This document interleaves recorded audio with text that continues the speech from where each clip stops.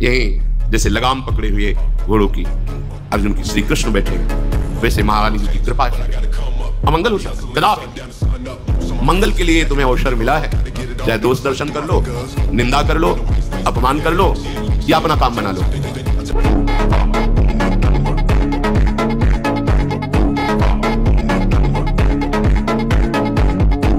जवान हो, स्वस्थ हो, तुम्हें प्रमाद घेर रहा है, आगे आगे ऐसे भयानक रोग होंगे तुम्हारे शरीर में, ऐसी भयानक परिस्थितियां आएंगी, जीना मुश्किल हो जाएगा। अगर भगवद आश्रय लिए है तो कोहरे जैसा एक क्षण में वायु आएगी, हट गया कोहरा, फिर निर्मल। अपना सर्वनाश करने से आप अपने आप को बचा लीजिए, कोई दूसरा तुम्हें नहीं बचा सकता। तुम बच तभी सकते हो जब आप वचन का पालन करो। भगवान अर्जुन जी से यही कहा है, आप अपने द्वारा अपना उद्धार कर लीजिए। ये जीता हुआ मन ही मित्र है और विषय में आसक्त मन ही दुश्मन है, और आप मन में तदात्म हैं। अब समस्या ही समस्या है। रोज सत्संग में कहते हैं मन को देखो, मन से थोड़ा अलग हो, मन की जलन को सहो, आगे बढ़ जाओगे। पर कौन सुनता है? क्योंकि जवान शरीर, स्वस्थ शरीर, भोगों की प्रबल लालसा, लगता है तो बाबा जी बोलते ही रहते हैं। जब जैसा मन आया वैसा हम आचरण करते हैं और सत्संगी कहलाते हैं। सत्संगी, बाहर से सत, अंदर से सत, तब सत्संगी। थोड़ी देर सत्संग में बैठ गए, असत पुरुषों का संग, असत वृत्तियों का संग, कहां सत्संग? सत्संग तो भक्ति कर दीप प्रेम कर बाती प्रज्वलित करता है, और तुम्हारे अंदर वासना की बाढ़ आ रही तो सत्संग कहां गया? कहां है सत्संग? तुम्हारे जीवन में सत्संग का महत्व क्या है? एक सेठ जी रोज सत्संग सुनते थे 20 साल से। किसी कार्य से उनको बाहर जाना पड़ा, लड़के से कहा हमारा नियम है रोज सत्संग सुनना, तो आज तुम सत्संग में चले जाओ, 2 दिन का कार्य मैं करके आता हूं। सत्संग में गए तो उन्होंने सुना गौ महत्व कि यदि गाय हरा तुम्हारा खेत खा रही या तुम्हारा अन्न खा रही तो उसे दंडित मत करो, 2-4 मुंह पा लेने दो। हमारा शास्त्र बड़ी भावना रखता है, बड़ा महत्व रखता है।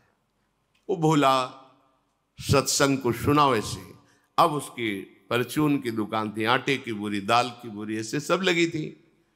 दूसरे दिन कार्य करके जब पिता आया तो 2-3 गायें उसमें वो इंतजार कर रहा, थोड़ा पाले। फिर वो आके डंडे से मारा, भगाया उनको, कहा तू मूर्ख जैसा बैठा है, हाका क्यों नहीं? उनका सत्संग में हमने सुना था। अरे बोले 20 साल से सत्संग सुन रहा हूं, केवल सुना जाता है, बस एक दिन गया तो ये सब, ये है हमारा सत्संग श्रवण। 20 साल से सुना, नियम भंग नहीं होना चाहिए, बस सुनना है, ना मनन करना है ना आचरण में उतारना है। क्या फर्क पड़ेगा? विचार करके देखो। ऐसे अपराध करते रहोगे तो क्या तुम्हें भगवदानंद की अनुभूति होगी? क्या भगवत प्राप्ति के मार्ग में चलोगे?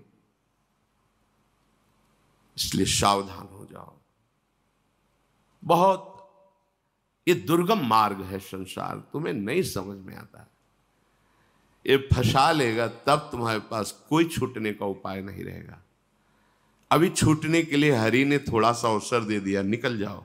सांकरी गली, प्रेम गली अति सांकरी, तामे दोनों समाए। इसमें कुछ भी थोड़ा सा भी भार लेके नहीं चल सकते। एकमात्र केवल वचन आधार, वचन अधीनता, ये मार्ग आपको सरल हो जाएगा, सहज हो जाएगा। आपके घर की बात हो जाएगी। मान लीजिए वचन अधीनता, जाति पाति कुल कर्म धर्म व्रत संस्कृति हेतु, ऐसा संस्कृति का हेतु है, यह अविद्या है। केवल वचनाधीनता। अब जो कहें करें हम सोई, बस पार हो जाओगे। तुम्हारी क्रिया से नहीं, कृपा से। पर पार होना कौन चाहता है? हम ये देखते, पार होना कौन चाहता है? सविषी भव समुद्र में अटखेलियां करना चाहते हैं, इसी में सुख खोज रहे हैं। ये भाई बड़ा विचित्र स्वप्न है, कभी दुखद कभी सुखद, पर है नहीं, है सत्य नहीं है। जगने पर जैसे स्वप्न मिथ्या लगता है, ऐसे शुद्ध ज्ञान होने पर आप देख पाओगे कुछ नहीं है। मान लीजिए, प्रार्थना मान लीजिए। कई बार हमने एकांतिक में जब कोई बात कर तो कहते हैं एक बार हमें तो मित्र बना लीजिए, या हमको कोई मित्र नहीं मानता। जैसे कह रहे हो हम मानते हो, हमारे मित्र मानने का मतलब समझते हो? हमारे वचन की अधीनता स्वीकार करना, जो हम बोल रहे हैं वो तुम करो। हम तुम्हारे हितकर सखा है। मेरी महारानी जी, उनका प्रभाव ऐसा है, उनका स्वभाव ऐसा है। यही जैसे लगाम पकड़े हुए घोड़ों की अर्जुन की श्री कृष्ण बैठे हैं, वैसे महारानी जी की कृपा ऐसी बैठी हुई है। अमंगल हो सकता है, कदापि नहीं। मंगल के लिए तुम्हें अवसर मिला है, चाहे दोष दर्शन कर लो, निंदा कर लो, अपमान कर लो, या अपना काम बना लो। बाद में मूर्ति बना के अगरबत्ती लगाने से कुछ नहीं होगा। बाद में चरित्र पढ़कर वो थे ऐसे थे, कुछ नहीं होगा। वर्तमान में है, वचन मान लो, खुली बात कह रहे हैं, श्री जी मिल जाएंगे। वचन की लक्ष्मण रेखा को पार मत करो, परम कल्याण हो जाएगा। मान लो मेरी बात। यदि आप इस बात को स्वीकार कर ले तो सच्ची मानो, कोई माया नहीं, कोई आकर्षण नहीं, कोई आपको परास्त नहीं कर सकता। जब आप आज्ञा उल्लंघन करके किसी व्यक्ति से, किसी क्रिया से, किसी पदार्थ से अपना संबंध मान लेते हैं और अवज्ञा कर देते हैं, तो वही ठूंठ का भूत खड़ा हो जाता है और फिर तुम्हारा भय, विषाद, शोक, हर्ष, जन्म, मृत्यु, ये भ्रम शुरू हो जाता है। कैसे तुम्हें समझाएं? ये अध्यात्म हृदय का विषय होता है।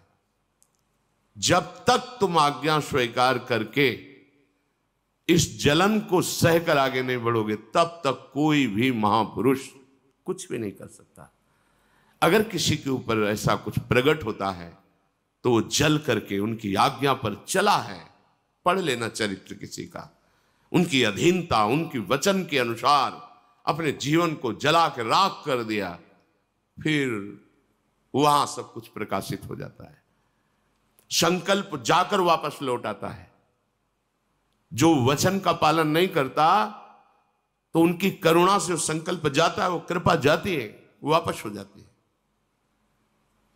वचन के अनुसार चल रहे हो तो हम आपको अपने जीवन की बात कह रहे हैं। कोई समझाने वाला नहीं था हमें प्रभु के सिवा, कोई समझाने वाला नहीं था। ऐसी विपत्तियां कि तुम सोच भी नहीं सकते। भयंकर वर्षा हो रही, सर्दी का समय है, एक भी वस्त्र नहीं, शरीर कांप रहा है, नगर में जा नहीं सकते, जवान शरीर है कि हम किसी घर में जाके कह दे कि आज मुझे रख लो, कौन रखेगा? किसी वृक्ष का आश्रय, गंगा किनारा है, 10 किलोमीटर, कोई नगर नहीं, पूरी रात कांप रहे हैं। पर कभी मन में ये थोड़ी आया कि चलो घर चलते हैं, यार बहुत हो गया, अब थोड़ा चैन से जिए? कभी नहीं। चैन तो तब मिलेगी जब ब्रह्म साक्षात्कार हो जाएगा, भगवत साक्षात्कार। भाई थोड़ा जीवन नहीं कि महीने 2 महीने जीवन हो, लंबा जीवन। यौवन अवस्था में जहां भोगों की बाहुल्यता का, वहां ब्रह्म साक्षात्कार की आग लगी थी। ये 4 दिन की चांदनी आज जुड़ गई है तो तुम्हें लग रहा है कि इसका कोई महत्व, इसका महत्व तो बहुत पहले ही भस्म हो गया था। ये तो नाटक चल रहा है केवल। ये केवल श्री जी ने आपके कल्याण के लिए व्यवस्था की। ना मैं पढ़ा लिखा हूं, ना कभी प्रवचन कहीं बैठ के सीखा हूं, और ना कभी अंदर स्फुरना थी कि मैं प्रवचन करूंगा। लायक ही नहीं था तो करूंगा क्या, लायक ही नहीं था। गांव का पढ़ा लिखा भोला भाला स्वरूप जानते नहीं थे। पर मूकम करोति वाचालम पंगुम लंघयते गिरिम यत् कृपातम हम वंदे परमानंद माधवम। वो माधव गूंगे से भी वेद बुलवा दे, उन्हीं का प्रभाव है। तुम खुली बात तुमसे कह रहे, केवल तुम्हारे कल्याण के लिए अवसर मिला है, और ये चंद दिनों का अवसर है। लूट लो, अपना काम बना लो, नहीं तो बाहर की चकाचौंध भर दिखाई देगी तो अंदर कुछ नहीं होगा।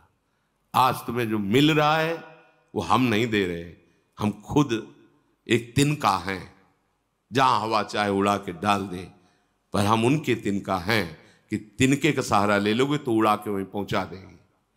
उसमें सामर्थ्य नहीं, सामर्थ्य जिनका तिनका है वो कृपा शक्ति से संपन्न है। व्यर्थ का भ्रम छोड़ो और एकमात्र प्रभु के चरणों का आश्रय लो। जितना बन सके नाम जप करो, ना बन सके तो लक्ष्मण रेखा पार मत करो। बस तुम्हें इसी जन्म में अनुभव हो जाएगा गुरु कृपा किसे कहते हैं।